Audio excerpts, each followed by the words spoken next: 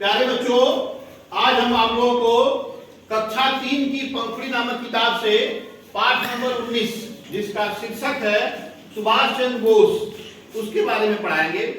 तो सबसे पहले हम पुस्तक का वाचन करते हैं। कुछ वर्ष पहले भारत अंग्रेजों के अधीन था। पूरे देश में जगह जगह उनके शासन का विरोध हो रहा था। भारत को स्वतंत्र कराने के लिए अनेक लोगों ने अपना जीवन बलिदान कर दिया। सुभाष चंद्र बोस उनमें से एक थे। सुभाष चंद्र बोस का जन्म कटक में 23 जनवरी 1897 को हुआ था। यह स्थान उड़ीसा राज्य में है। उनके पिताजी सरकारी वकील थे। 5 वर्ष की उम्र से उनकी शिक्षा प्रारंभ हुई। वे पढ़ने में बहुत तेज थे, हमेशा कक्षा में प्रथम आते थे। बीए उत्तीर्ण होने के बाद सुभाष चंद्र बोस ने इंग्लैंड जाकर आईसीएस की परीक्षा पास की। सरकारी नौकरी के लिए यह उस समय की सबसे कठिन परीक्षा मानी जाती थी। भारत लौटने पर उन्होंने तय किया कि वे नौकरी नहीं करेंगे। उस समय देश में स्वतंत्रता के लिए आंदोलन चल रहा था। सुभाष चंद्र बोस ने गुलाम भारत को आजाद कराने का प्रण लेते हुए स्वतंत्रता आंदोलन में भाग लिया।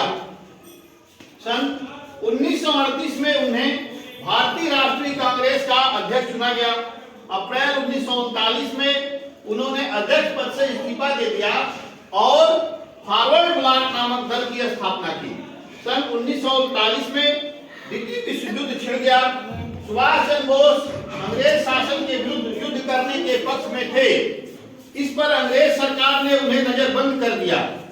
सुभाष चंद्र बोस ने सोचा कि देश को आजाद कराने के लिए देश से बाहर जाकर संघर्ष करना होगा।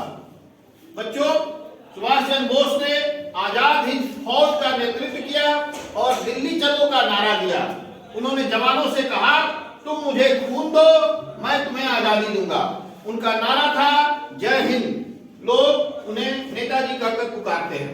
तो बच्चों, इस तरह से हमने पढ़ा सुभाष चंद्र बोस के बारे में। अब जो है कुछ प्रश्न है जो मैं आप लोगों से पूछूंगा और उसका जवाब जो है बताऊंगा और आप लोग भी बताइएगा। चलिए, सुभाष चंद्र बोस का जन्म कहाँ हुआ था?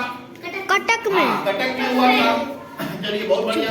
नेताजी ने नौकरी क्यों नहीं की? भारत को आजाद करने के लिए। हाँ, क्योंकि नेताजी भारत देश को आजाद कराने का सपना पाले हुए थे, इसलिए उन्होंने अंग्रेजों की नौकरी नहीं की। सुभाष चंद्र बोस ने किस दल की स्थापना की? देखिए, तो सुभाष चंद्र बोस ने फॉरवर्ड ब्लॉक नामक एक दल बनाया और उसकी स्थापना की। अंग्रेज सरकार ने सुभाष चंद्र बोस को नजरबंद क्यों कर दिया?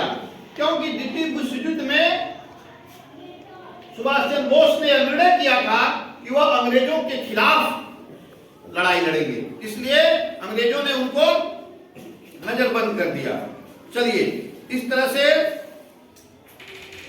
अब हम पूछेंगे आपसे, युद्ध से क्या क्या हानियां होती हैं? कौन बताएगा? लड़ाई होती है तो क्या क्या हानि होती है? कौन बताएगा? आओ बताओ। यहाँ पे किसी को कपाट फूट जाता है, कोई मार देता है। बहुत बढ़िया। ये बता रहा है कि किसी का कपाट फूट जाता है, किसी को मार के मुंगा दिया जाता है। ये तो सही बात है। युद्ध मतलब होता है लड़ाई करेंगे तो सर फूट जाएगा, किसी की जान भी जा सकती है। चलिए दीपक, हाँ आप बताइए, युद्ध से क्या क्या नुकसान होता है?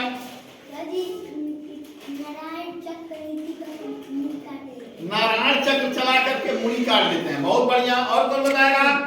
अफरीना नहीं बताओगी? और कौन बताएगा युद्ध से क्या नुकसान होता है? बस 2 ही लोग बताएंगे। चलिए, जब भी युद्ध होता है तो उससे बहुत जन और धन की हानि होती है, क्योंकि युद्ध लड़ने के लिए बहुत सारा पैसा खर्चा होता है। हथियार खरीदने के लिए पैसा खर्चा होता है और उस हथियार को खरीद करके जब युद्ध लड़ा जाता है तो उससे बहुत सारा बारूद जल फेंकना पड़ता है और उससे पर्यावरण का नुकसान होता है। बहुत सारे लोगों की मौत होती है जिससे नुकसान होता है। इसलिए हम लोगों को कभी भी युद्ध का रास्ता अख्तियार नहीं करना चाहिए। चलिए, तो इस तरह से यह जो पाठ है यह खत्म हुआ और आप सभी लोग नेताजी के बारे में और भी चीजें जानिए और अपनी कॉपी में नोट करके घर से ले करके आइएगा। बहुत बहुत धन्यवाद। अगर आपको यह अच्छा लगा तो आप सभी लोग हमारे इस पेज को फॉलो करिए, हमारे चैनल को फॉलो करिएगा और अपने दोस्तों के साथ शेयर करिएगा। बहुत बढ़िया, धन्यवाद।